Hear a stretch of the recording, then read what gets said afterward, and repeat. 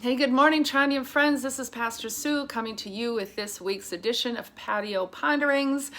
After this crazy week of wild weather, from 18 inches of snow to thunderstorms and lightning and crazy wild wind, my patio today is inside.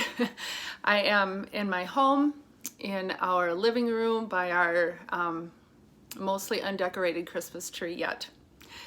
So today, before I get into what I've been thinking about, I want to ask you to think about something just to kind of set the stage. So I would like you to think about places, geographical places out of which power comes.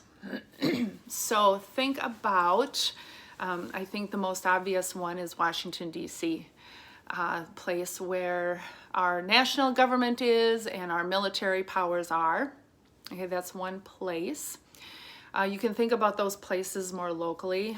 Minneapolis and particularly St. Paul, where our state government and leadership is. But there's other kind of power.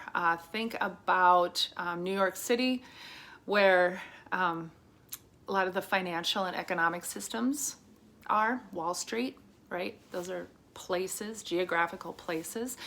And these places hold our institutions and our organizations by which we manage our lives together. And we need those places, right? That's how we kind of organize ourselves. But think even more broadly. Think about Silicon Valley, where a lot of corporate power, technological power comes from. Los Angeles, Hollywood, entertainment, cultural power, influence, that type of thing. Okay, got the idea? All right, so what I have been thinking about then is this sense of place that is Bethlehem. So in our readings on Sunday, we heard a few short verses from the prophet Micah, and I want to read to you just one verse.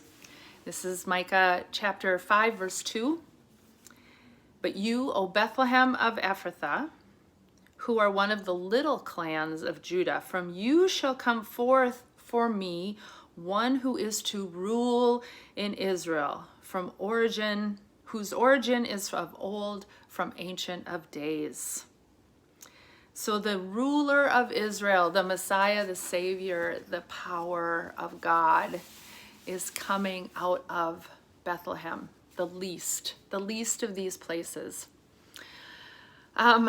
which is really remarkable.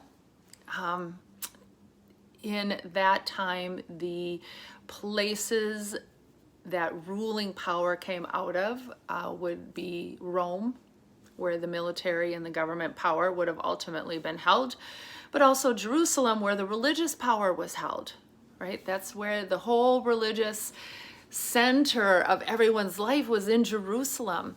And in Jerusalem was the temple, and within the temple was the Holy of Holies, and that was thought to be the ultimate center of power. The Holy of Holies is where God actually resides and lives, and so everybody's religious life and their social lives and cultural lives then revolved around that place.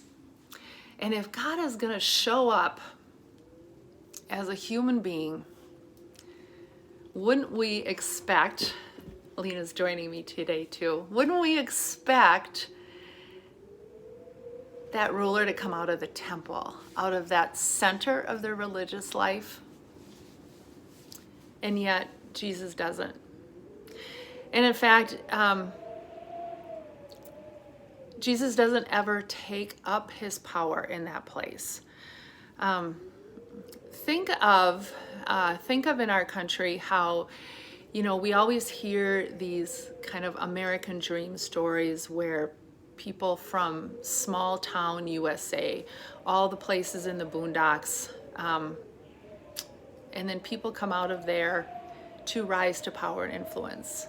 And yet to take up that power and influence, they almost always have to move to a New York City or a Los Angeles or something like that. And see, that's not the story here. The story is that Bethlehem is the place, is the birthplace of the ruler of all of Israel. And Jesus never takes up his throne in Jerusalem, in the human place of power. And I think we hear this often, but I don't know if we truly absorb that understanding that God does not ever ally God's self with our human institutions, our human centers of power, that Jesus exercises his power in his own way, in a way of love, in a way of humility, in a way of standing with the least of these and the vulnerable. And so that's what I'm truly wondering about this week and pondering, is this idea of place and power, and how we usually think of those is once again turned totally upside down with Jesus. I hope you'll join me in thinking about that and pondering that. Stay warm today, stay safe, don't blow away, and we will see you on Sunday. Bye.